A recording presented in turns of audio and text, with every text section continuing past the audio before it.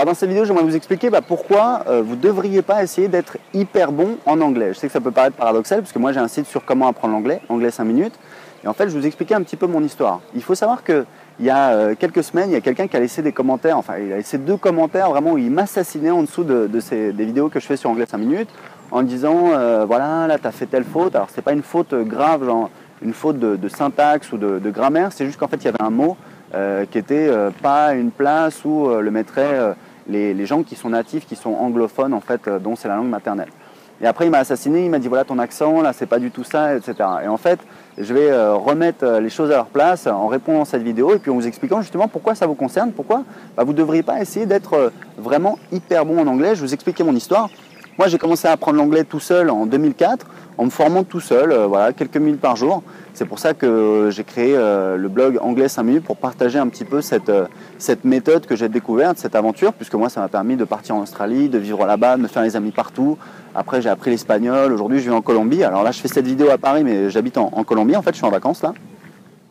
Et en fait le truc c'est que effectivement quand j'ai commencé à vouloir apprendre l'anglais, je rêvais d'avoir un accent parfait un jour, c'est-à-dire sans aucun accent français. Et donc je suis parti en Australie, là-bas j'ai commencé à travailler, j'ai fait des progrès en anglais.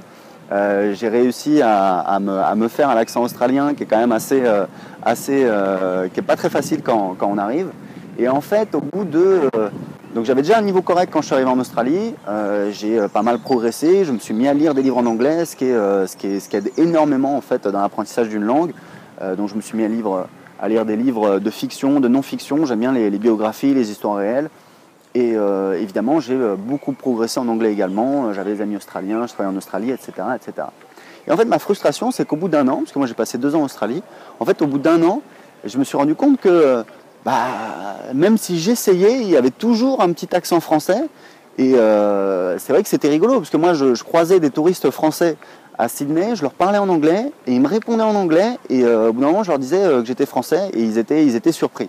Donc j'ai quand même un niveau correct, mais c'est vrai que quand je m'écoutais dans des vidéos, voilà, j'entendais qu'il y avait toujours une petite pointe d'accent français.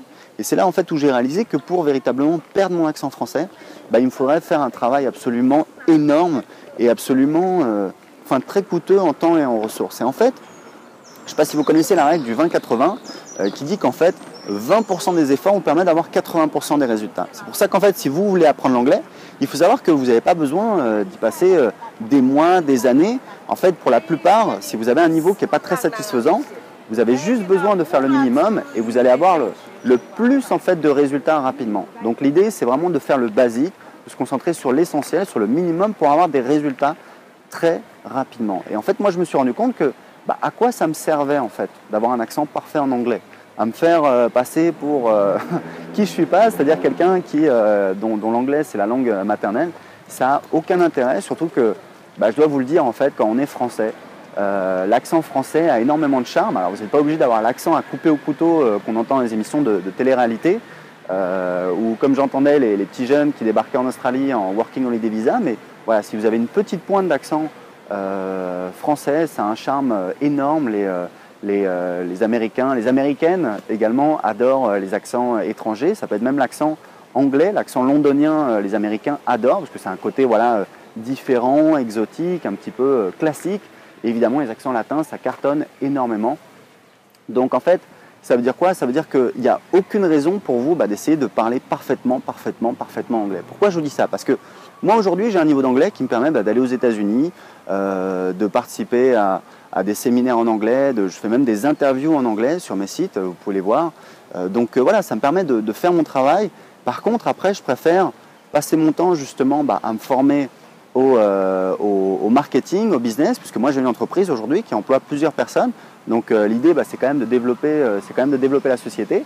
Et j'ai un niveau d'anglais satisfaisant. D'ailleurs, après avoir appris l'anglais, grâce à la méthode que je partage sur Anglais 5 minutes, j'ai également appris l'espagnol.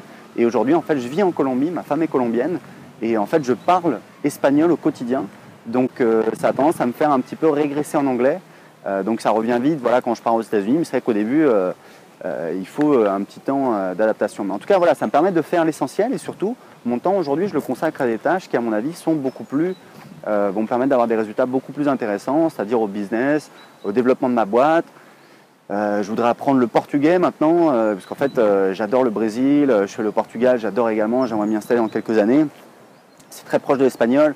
Donc voilà, tout ça pour vous dire que faut pas avoir cette idée comme ça d'essayer de parler parfaitement anglais un jour dans votre vie, parce que c'est pas forcément nécessaire. Peut-être que effectivement vous avez un projet particulier, vous voulez être traducteur, où là vraiment on n'a pas besoin, on n'a pas droit à l'erreur, ou alors vous avez un projet très particulier, dans ce cas-là, chapeau, foncez.